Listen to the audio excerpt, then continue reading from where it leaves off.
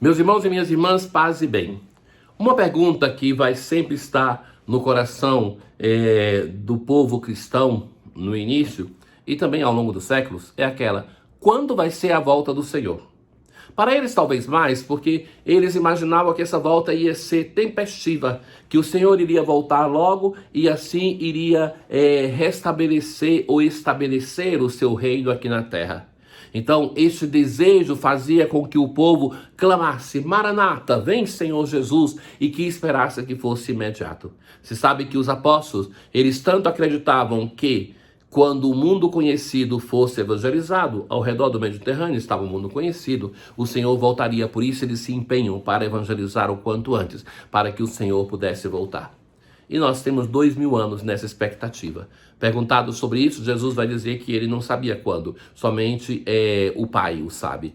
Então, nós devemos nos empenhar para estar preparado.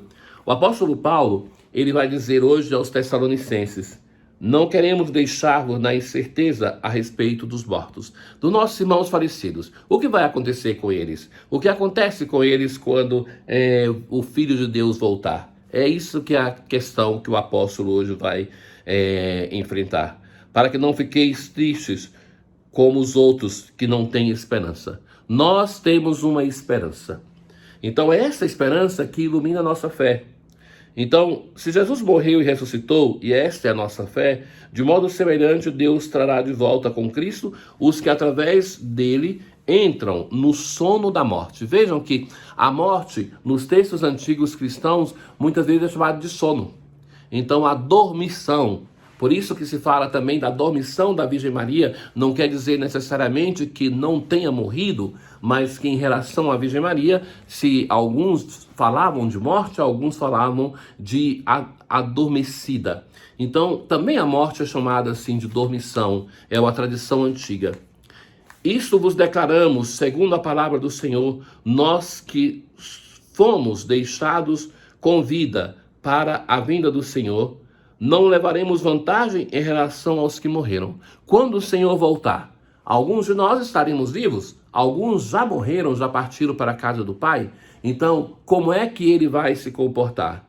Pois o Senhor mesmo, quando for dada a ordem, a voz do arcanjo, então ele elenca aqui todos os sinais de uma volta apocalíptica. Então, descerá do céu e os que morreram em Cristo ressuscitarão primeiro. Em seguida nós. Então eles serão como naquela visão de Ezequiel, chamados dos túmulos ressuscitarão, e todos nós em seguida. E depois o apóstolo termina o texto de hoje dizendo: exortai-vos, pois, uns aos outros. O que acontece? Qual a doutrina da igreja sobre o que acontece depois da nossa morte? Estaremos diante do Senhor para um juízo particular. Morte, juízo, inferno ou paraíso. Então nós já vamos participar em seguida da vida com Deus. Aqueles que não estão preparados ou não o quiserem vão para o inferno.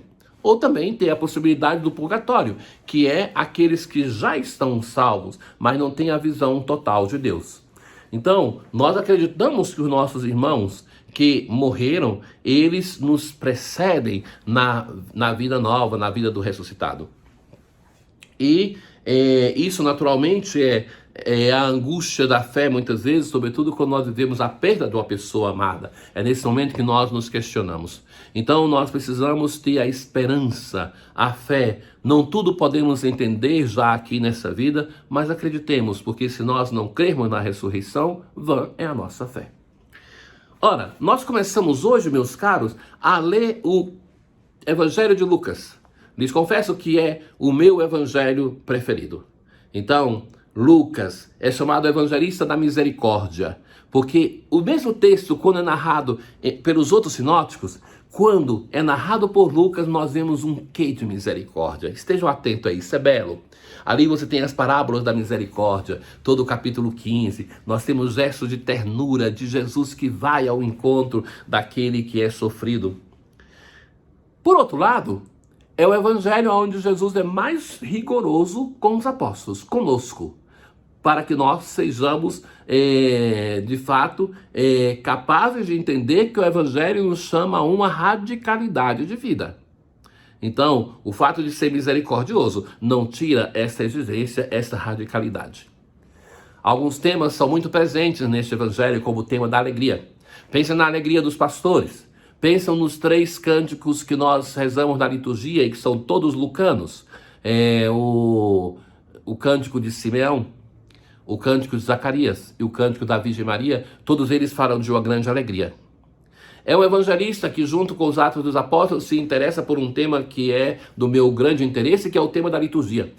Então ele vai nos transmitir questões litúrgicas importantes, como, por exemplo, esses cânticos que provêm da liturgia cristã. O tema da oração. Muitas vezes Jesus se encontra em oração e vai falar até do conteúdo dessa oração. Então nós temos diversas coisas que são lucanas e que são interessantes. Lucas não foi um dos apóstolos, ele escreve o seu evangelho para os cristãos que são provenientes do paganismo. É uma obra que é uma só, que na Bíblia está dividida em 2 partes, o Evangelho e os Atos dos Apóstolos. Então, a vida de Jesus, a vida da primeira comunidade. Os Atos dos Apóstolos, nós lemos todo ele no tempo pascal. E hoje nós iniciamos o 3º Evangelho.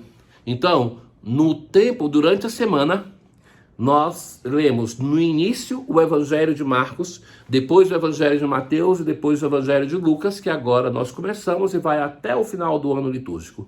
Então nós lemos na sequência do mais antigo para o mais novo.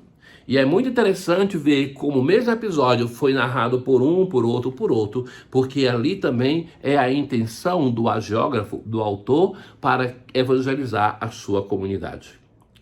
Então, Jesus vai a Nazaré, e tem aqui um comentário de Lucas, onde se tinha criado, conforme seu costume, entrou na sinagoga no sábado.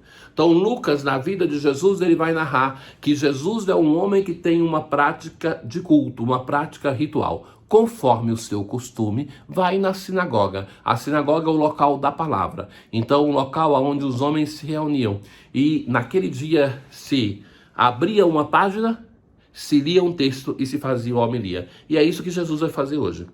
Nazaré é uma cidade pobre, insignificante. Um texto antigo, um pergaminho é caro.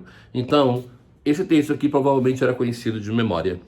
E talvez esse aqui é o grande problema que tiveram com Jesus já nesse momento.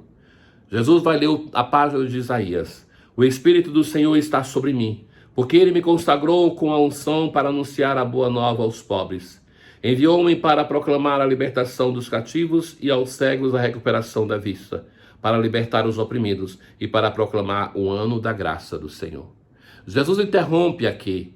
O texto vai continuar com a promessa de vingança, de castigo. Jesus interrompe. Ler até aqui já era uma mensagem para os seus escutadores. Estamos no Evangelho da Misericórdia.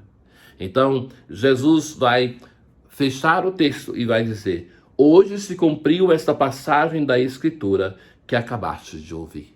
A homilia de Jesus, a mais breve, é somente dizer: hoje se realizou. Hoje se realizou.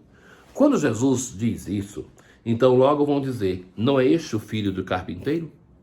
Jesus nesse momento já era conhecido, tinha feito diversos milagres em Cafarnaum, mas vão dizer assim, Jesus agora vai dizer: sem dúvida, vós me repetireis o provérbio: médico, cura-te a ti mesmo. Faze também aqui em tua terra tudo o que ouvimos dizer que fizestes em Cafarnaum. E Jesus vai recordar 2 episódios do Antigo Testamento. Um na vida de Elias, quando ele vai fazer um milagre para a viúva de Sarepta. Havia muitas viúvas em Israel. No entanto, a nenhuma delas foi enviado a Elias, senão a uma viúva que vivia em Sarepta, na Sidônia. E o segundo milagre é de Elias, que vai curar um leproso, um estrangeiro, e Naamã, o sírio. Então, quando ouvem isso, que Jesus está dizendo praticamente: não vou fazer nada aqui, eles ficam furiosos. Expulsaram, levaram até um abismo, queria jogá-lo de lá, e Jesus não tinha chegado ainda a sua hora, sai caminhando no meio deles e continuou o seu ministério, continuou o seu caminho.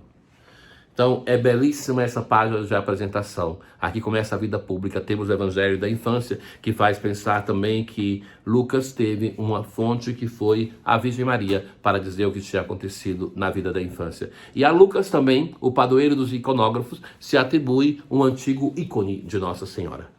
Façamos esse caminho com o evangelista da misericórdia. Apaixonante o nosso Lucas. Vamos entrar no nosso encontro com Jesus a partir da pena desse hábil escritor, um homem de cultura, um homem que pesquisou para escrever o seu evangelho. O Senhor esteja convosco, Ele está no meio de nós. Abençoe-vos o Deus Todo-Poderoso, o Pai, o Filho e o Espírito Santo. Paz.